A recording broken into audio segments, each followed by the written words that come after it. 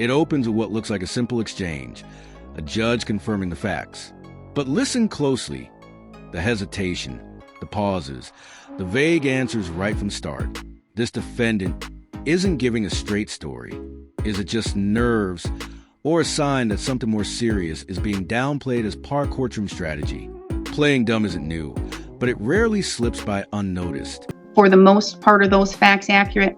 Yes, Your Honor. Did you get into an argument and into a fight with SB?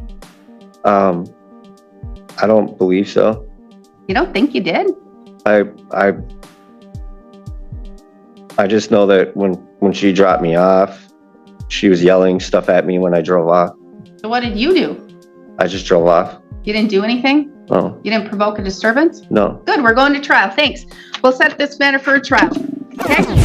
We will go on the record in the matter 24 CM 202, State of Wisconsin versus Andrew Cote. The state appears through Assistant District Attorney Holly Rockow in person.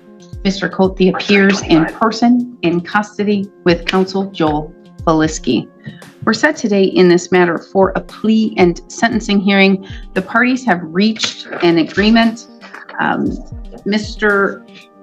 Faliski, can you please recite the agreement for the record? So here's the deal. On the table is a guilty plea to a single misdemeanor count of disorderly conduct, with the rest of the charges dismissed. The punishment? Just court costs. About $443, which is less than some parking tickets in New York. But don't be fooled by the paperwork. These quick plea deals often mask deeper, more disturbing layers. And this case is about to show us exactly how. Yes, Your Honor. Yes, Your Honor. Mr. Cote has agreed to plead to one count of misdemeanor disorderly conduct, with the remaining counts in the complaint dismissed and read in, and a joint recommendation by both parties for court costs totaling $443. And I believe he was in the process of a revocation. Was he revoked or did? Yes, Your Honor. As of yesterday afternoon, the final decision from the administrator came in, and he has been revoked, and he will be sent to Polk County for sentencing. Okay. And what charges was he convicted of in Polk County? I believe they were substance use related, Your Honor. I was not originally opted into that case. That was my predecessor, Mr. Pollack. Unfortunately, I cannot speak to any detail as to the nature of those charges. All right, thank you. I can just pull it up. I just am curious.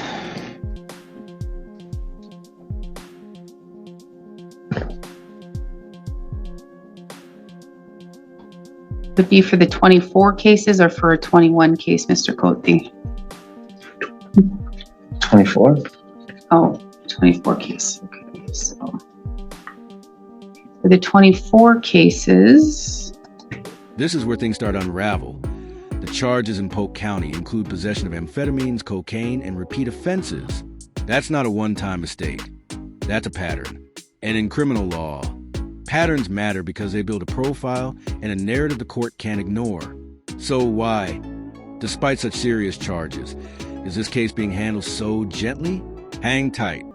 Possession of amphetamine as a repeater. Possession of cocaine, a misdemeanor. It looks like. All right. Okay. Basis for the agreement and why it's in the public interest, Ms. Rockow?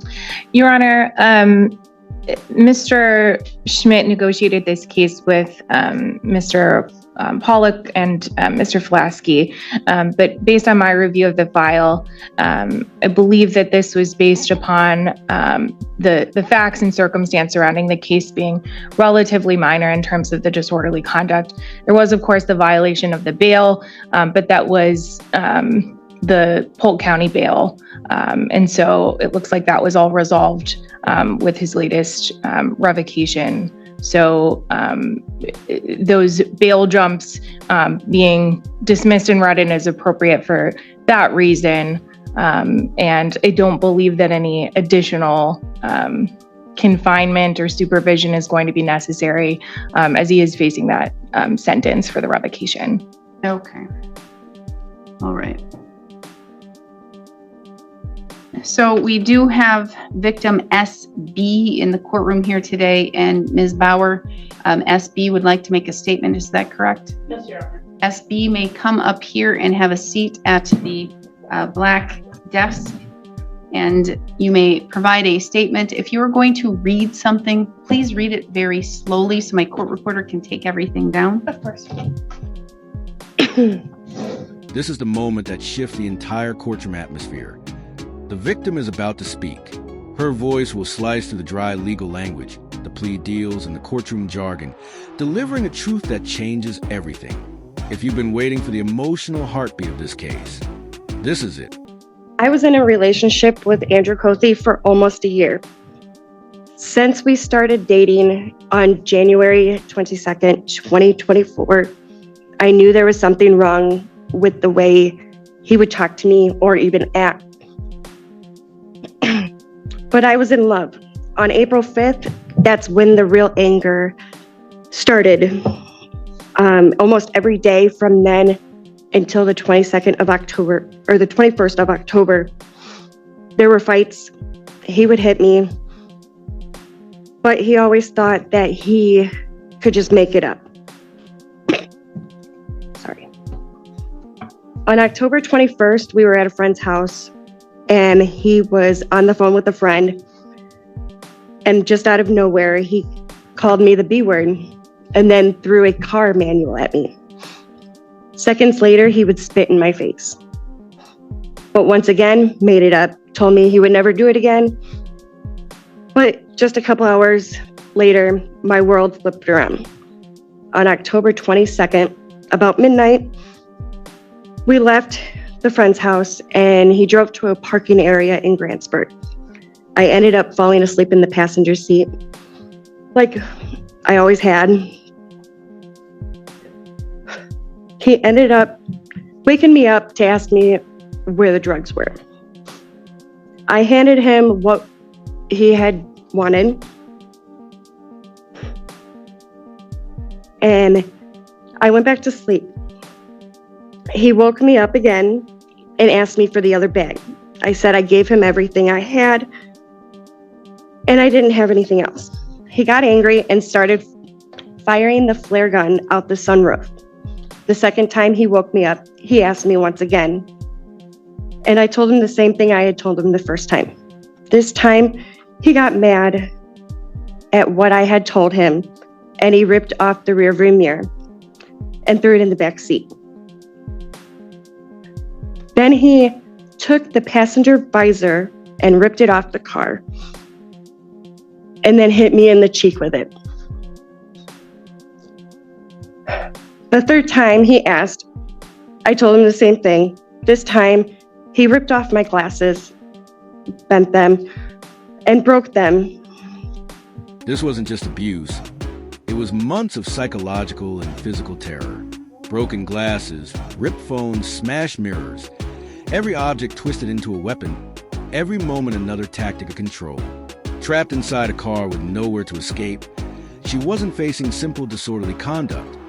She was fighting to survive against an escalating threat. I thought I was going to try and call for help.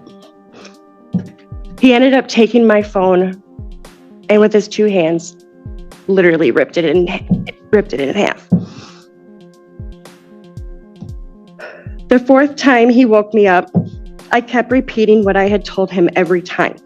And this time I looked at him and I looked in his eyes and they were black. It was like Andy was gone and someone else took over. The next thing I knew, he started bashing my head against the passenger window. And all I kept thinking was, I have to get away, otherwise he's going to kill me.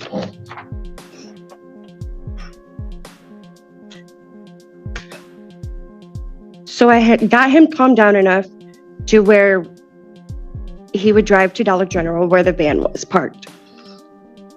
We were going to move it, but we decided he didn't want to because he was getting tired. He let me drive the car, and I knew That was the only way I was going to get out.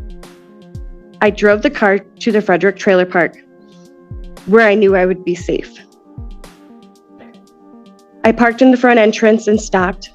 He woke up and started yelling, calling me every name in the book, but I was only able to grab my purse, and that was it. I started walking to my friend Jen's house in the park, and I got there and she asked me if she could call, and I said yes, and fell to the ground. The cop from town came, and my body started going numb. I ended up throwing up and passing out.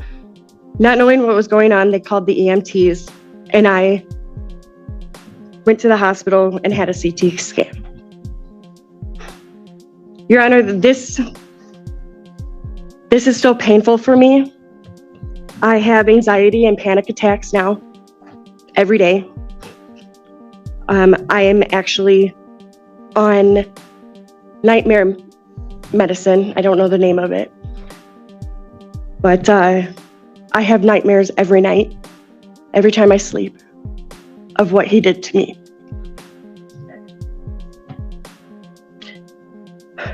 I am in therapy almost either 1 or 2 days a week, and I will be on therapy for at least 3 years, she said.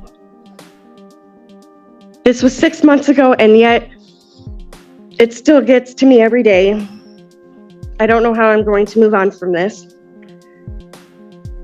So I'm asking you for some stipulations. 90 days in jail, no contact with me, my property, or my roommates, no possession of firearms, anger and drug treatment, and probation. 6 months later, she's still reliving the trauma, daily panic attacks, prescription medication to fight off nightmares, and ongoing therapy just to cope. All she's asking for is 90 days in jail and a no-contact order. Think about that. While she remains trapped in a mental prison, the system is weighing whether to let him walk free with nothing more than court costs. If that doesn't make you stop, rewind, and really listen, nothing will. I don't think it's fair that I have to live with this every day and he would get away scot-free. He has made it to where I don't feel safe, and I will be putting 2 restraining orders on him for both counties. I can't go outside by myself. I can't go to the store by myself. He's already threatened me enough. Thank you. Thank you. Just a bit of information. You only need 1 restraining order. It covers you everywhere. Okay. So Thank you don't you. need to go to both counties. Thank you for your statement. Thank you. And for the record,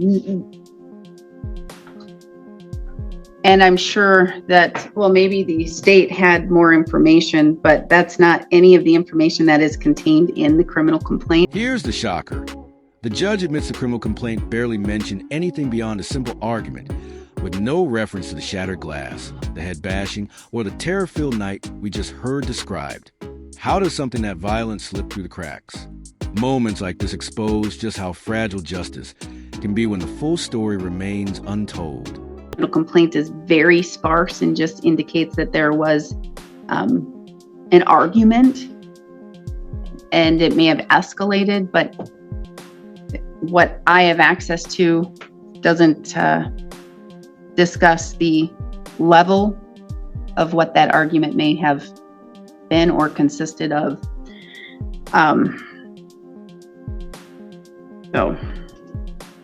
All right. So then the agreement, Ms. Rockow, now again, after hearing the victim, what is the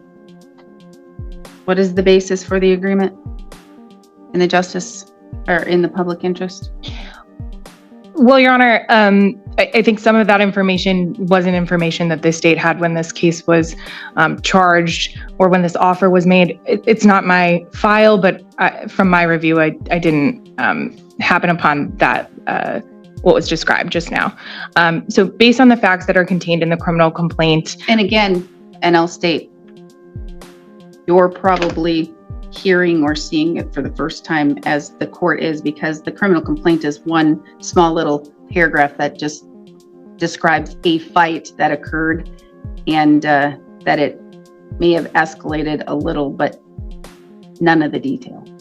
Right. But Your Honor, again, Mr. Cothey has been revoked in Polk County on some more serious charges, and is going to be presumably serving a jail sentence. I think at least one of those had some stayed jail time. So I think that he's going to remain in custody for a while. I don't believe that, based upon the facts, that anything more is necessary here. I think that the bail jumps, again, were associated with the Polk County cases. So I don't consider that to be, of course, he violated his bond. But I think that the focus here in Burnett County should be the disorderly conducts. And I don't think that any jail or probation is appropriate. I do think that costs only is sufficient to protect the community. The prosecution is visibly squirming. This isn't what they expected to hear in open court. They struck a deal without uncovering the full story, and now they're realizing it in real time.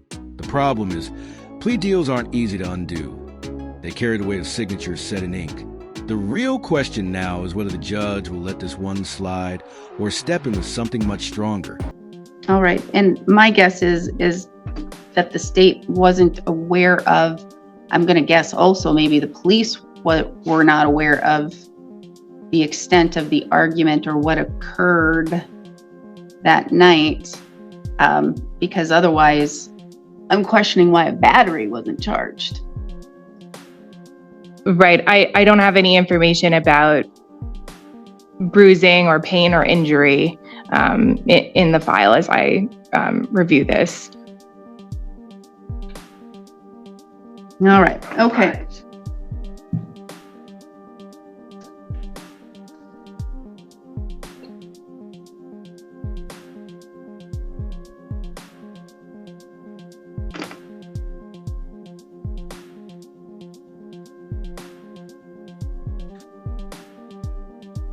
And he is being revoked, and I'm taking judicial notice of 24 CF 15, 24 CF 224, and 24 CF 310 Polk County matters, in which he has now been revoked on those matters and will go face sentencing in Polk County.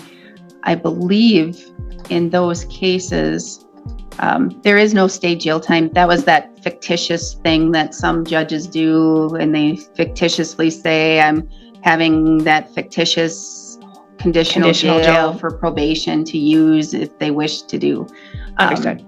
And so with regards to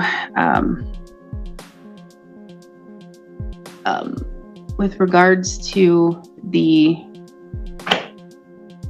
charges in Polk, he does have the possession of amphetamine with the repeater. So that means the maximum possible penalty of 1 year he could face, with the increase of no more than 2 years for that underlying misdemeanor in Polk County. But that's for Polk County to deal with and for you to deal with in Polk County. And you were under bond conditions in Polk County when you violated your bond here by engaging in the criminal actions here in Burnett County. And for the record, and this is, I guess, for the victim as well as you, Mr. Cothey, for you to be aware of, and perhaps the reason why these were simply charged as disorderly conducts is because of the little bit of information that was provided the day of the incident, at least that I have in front of me. And usually what's in the criminal complaint is what has been provided to the police in the police report.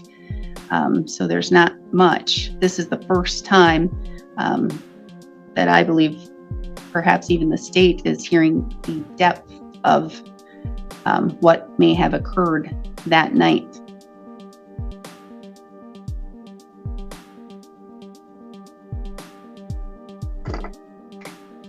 So he's pleading guilty to one count of disorderly conduct, is that correct? And the other count will be dismissed and read in, and he's facing the other charges in the bail jumps in Polk County? To my understanding, Your Honor, that is correct. It's a plea for one count of disorderly conduct with the remaining counts in the complaint to be dismissed and read in. As has been stated, he has been revoked from probation, and he will be sent to Polk County for sentencing after revocation. I would like to take note that he has been in custody on this revocation hold stemming from this incident since October 31st of 2024. He has accumulated approximately 155 days of jail credit. The conduct has again prompted revocation here, in the maximum sentence for a charge of disorderly conduct has been vastly exceeded. He's set for close to double the amount of time he would for the maximum sentence on this. The public, I believe, has been sufficiently protected. He will continue to reside in custody, awaiting sentencing after revocation. I believe he will be returning to active supervision for his Polk County charges as well. In entering this plea, he is taking accountability for this and does wish to move on. For those reasons, I would ask the court to adopt the joint recommendation. Thank you. All right, can I have the plea questionnaire waiver of rights form, please? Yes, Your Honor. May I approach? You may.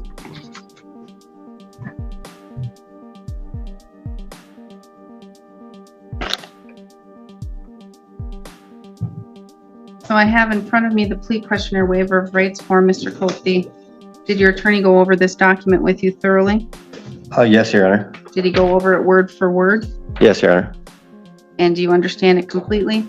Yes, Your Honor. If you didn't understand it, did you ask him to explain it? Yes. And he did so? Yes, Your Honor. So you're 37 years old, you have 12 years of schooling, you can read, write, you understand the English language? Yes, Your Honor. That's your signature on the second page? Yes, Your Honor. You're pleading guilty to one count of disorderly conduct, is that correct? Yes, Your Honor. Did your attorney go over with you what the state would have to prove your guilt beyond a reasonable doubt? Yes, Your Honor. Did your attorney go over with you the maximum possible penalties you face? Yes, Your Honor. No mental illness or disorder and no alcohol, medications, or drugs? No, Your Honor. Because you're charged with crimes, you are entitled to constitutional rights, and each of these rights is listed on this document. Did your attorney thoroughly go over these rights with you? Yes, Your Honor. Do you understand them completely? Yes, Your Honor. Do you understand that by pleading guilty, you're waiving and giving up these rights? Yes, Your Honor. Do you need me to go over these rights with you in any more detail? No, Your Honor. You understand that if you're not a citizen of the United States, your plea could result in your deportation? Yes, Your Honor. Do you understand the state would have to prove on or around October 21st, 2024 in Burnett County, Wisconsin, while in a private place you engaged in indecent, boisterous, abusive, and otherwise disorderly conduct, which under the circumstances did tend to provoke a disturbance? Do you understand what the state would have to prove?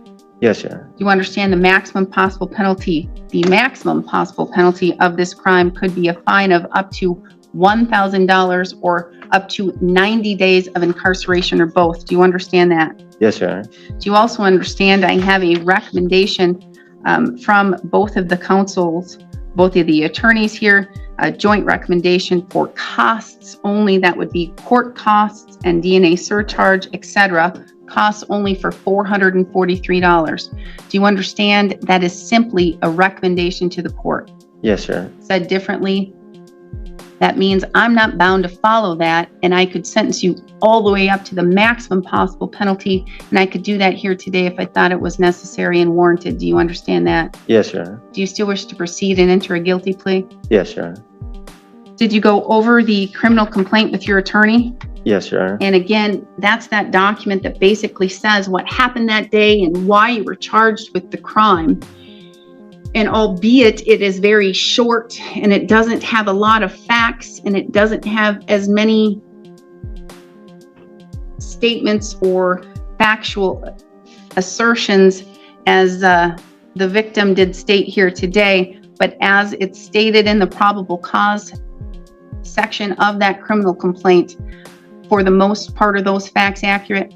Yes, Your Honor. Did you get into an argument and into a fight with SB? I don't believe so.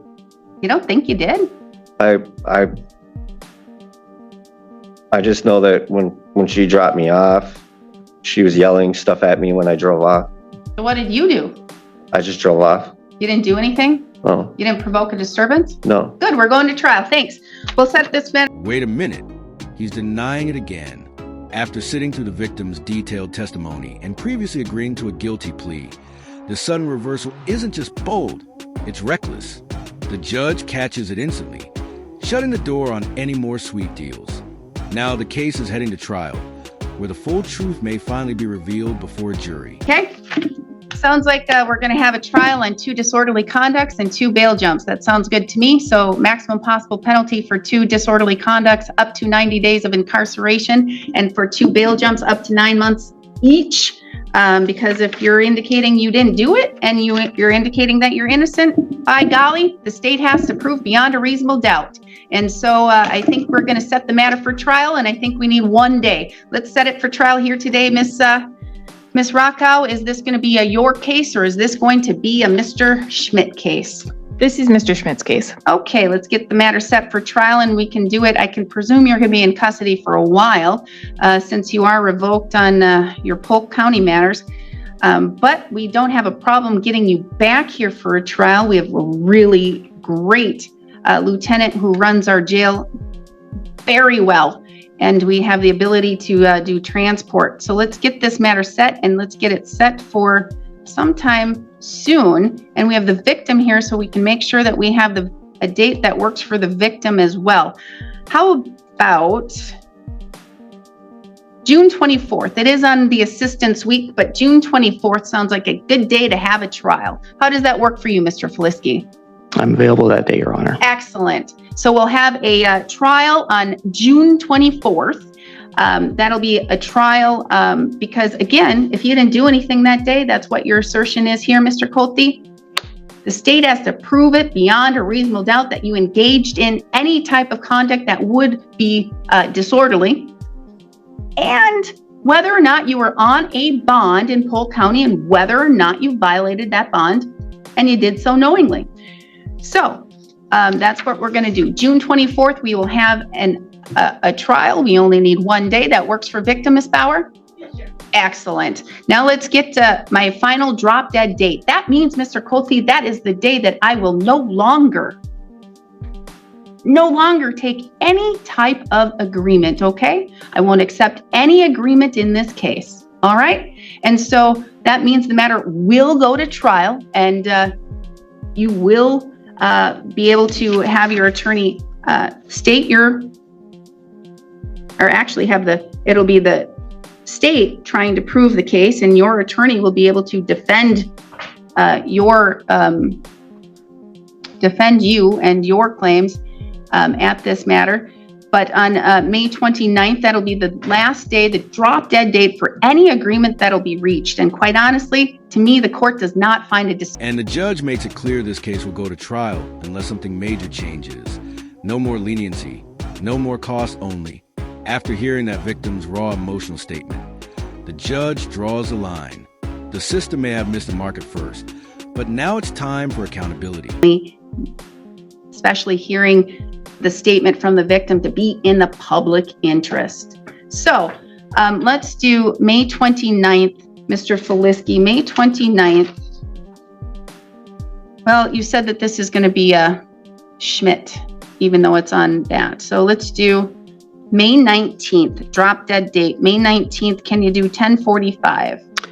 Yes, Your Honor. All right, May 19th at 10:45, we're going to have our drop dead date for any agreement that can be reached in this matter. Otherwise, we will go to trial. We don't have to worry about lab. We have confirmation that victim will be able to be present in here for the trial. We're good to go. All right. Thank you. We're adjourned. We'll see you then. Thanks, Your Honor.